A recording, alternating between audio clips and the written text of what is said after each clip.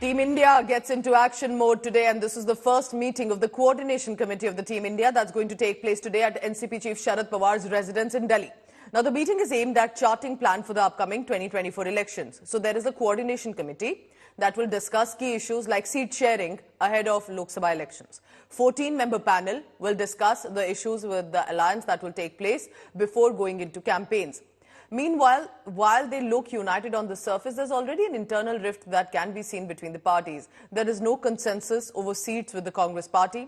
Aam Aadmi Party has decided to go solo in Haryana polls. It will contest all seats in all Haryana constituencies. Remember, the state units of both the parties are at loggerheads in Punjab already. The two parties haven't been able to resolve their internal differences. The situation is similar between Congress, TMC and the left in Bengal and Kerala. निश्चित रूप से जो लोकसभा के चुनाव है उसके लिए India की जो पार्टनरशिप हुई है उसकी अगली मीटिंग है। अगली मीटिंग में आगे की सारी जो व्यवस्थाएं हैं, क्योंकि अब चुनाव आ रहा है तो उससे संबंधित और डिटेल में डिस्कशन होगा।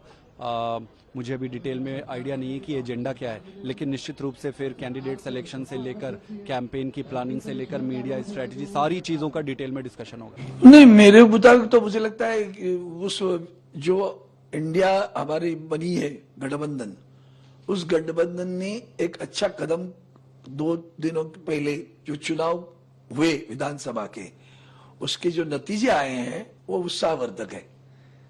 वो बहुत बड़े अच्छे नतीजे आए हैं, उससे भी और अच्छे परिणाम आ जाएंगे।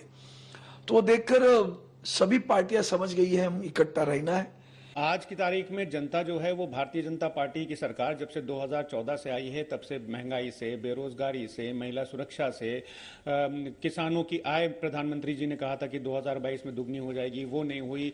मजदूरों की मजदूरी नहीं बढ़ रही है। तो आप देखिए, अगर जनता जो है, चाहे किसान हो, मजदूर हो, महिलाएं हो, हर तरह से जनता जो है परेशान है। तो इंडिया गठबंधन की जो मीटिंग हो रही है वो इन्हीं सब चीजों को, मुद्दों को डिस्कस करने के लिए, और इंडिया गठबंधन कैसे 2024 में एक राजनीतिक विकल्प पेश करेगा भारतीय जनता पार्टी के खिलाफ, इस चीज के लिए हम इंडिया गठबंधन की जो है वो बैठकें अभी भी हो रही हैं और आगे भी होती रहेंगी।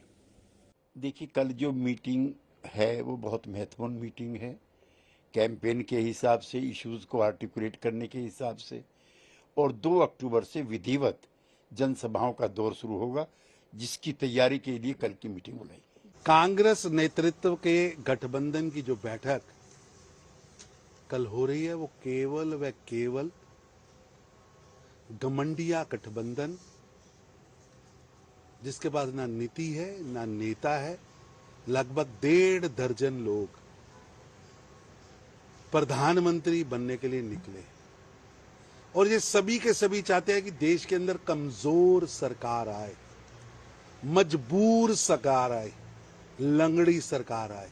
ये बयान आने ही थे क्योंकि यही रणनीति तय की गई है। और उस दिन, जिस दिन इनका बयान आया भी था उदयनिधि जी का, उसी दिन मैंने कहा था, क्योंकि बैठक के ठीक बाद ये बयान आया, और उस दिन भी मुझे इस बात की आशंका थी कि क्या उस बैठक में ये रणनीति तय की गई है कि एंटी सनातन बयानबाजी हम लोगों को करनी है। और जिस तरीके से आज उनके मंत्री ने इस बात को स्पष्ट किया, तो ये बात तय है कि उस बैठक में ही ये चर्चाएं हुई कि किस तरीके से सनातन के विरोध में अपनी बातों को रखते हुए, तुष्टीकरण की राजनीति को साधते हुए, डिवाइड एंड रूल की पॉलिसी को अपनाते हुए समाज में बंटवारा करने की बात हम लोग को करनी है।